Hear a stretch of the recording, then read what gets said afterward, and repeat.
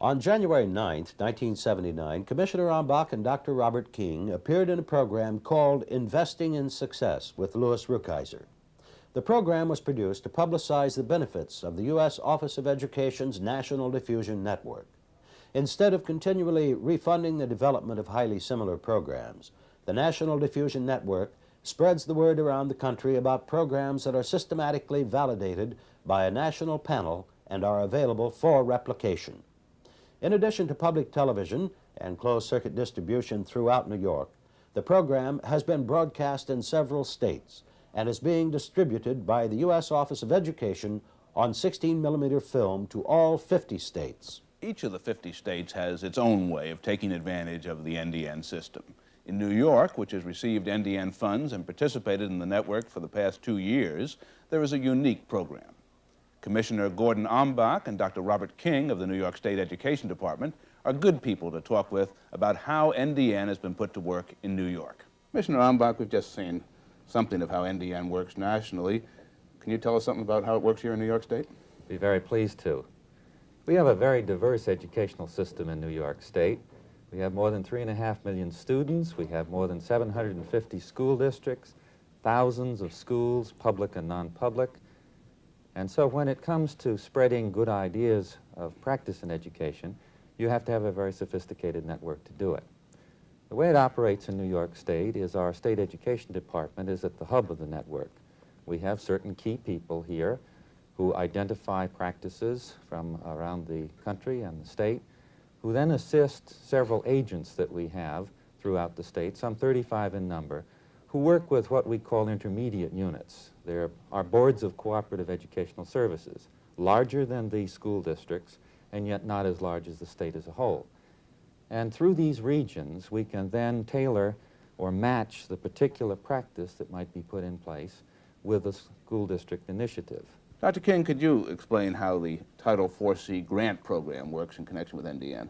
Yes, Title IV-C grant program matches very nicely with the National Diffusion Network. In the past several years, the 4C efforts has developed a number of exemplary programs in New York State and carried them to the point where they are demonstration projects.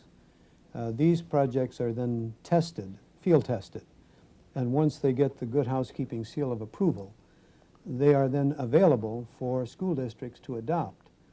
There are some 59 of these Title IV-C projects, but the real help deals with the process of replication. 4C monies are being used in small sums in the neighborhood of $1,000 to $8,000 for a district that wants to adopt either the National Diffusion Network project or the 4C project. It gives us a double pool of excellent programs, some 350 or 400 programs to choose from. Suppose somebody from a local district watches this and says, hey, I'd like some of that money. How do I get it? We'd be delighted to have them say just that, and the process is rather simple. They would contact either their local or regional representative, or in case they don't know that person, they would contact the Office of Optional Educational Programs, and we would give them the information on the process. But essentially, the important thing for the local district is to first identify what they need and not come in to shop generally, but to come for a specific program. Commissioner Ambach, you've suggested that we can take ideas from all over the country and have them work in New York State. Is there a danger, though, of federal pressure? Is this an interference with your state's right to educate? No, I think not. I've long advocated that there should be federal resources for research and development in education. I think this is one of the most important places where the federal government can provide assistance. The development of a new technique in teaching reading or teaching arithmetic is certainly not limited to one school district in New York or one school district in Arizona or any other place in the country. The development of that technique is certainly applicable in any of the districts here or across the country.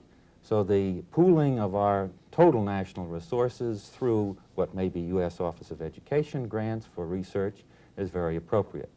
What is important, of course, is that the states and the localities help to advise Washington on the ways in which the research and development work should be oriented, and also we have the option, ultimately, to determine what the practice is going to be in each of the states or the districts. We can choose among the several options. To what extent have you had that local control so far with NDN? Oh, to a full extent. No school district has been pressed or forced or required to use a particular practice. It's always been at their option, and certainly our state has not been pressed to follow a particular practice or to put a particular technique in place. Thanks very much, Commissioner Ambach. Thank you, Dr. King.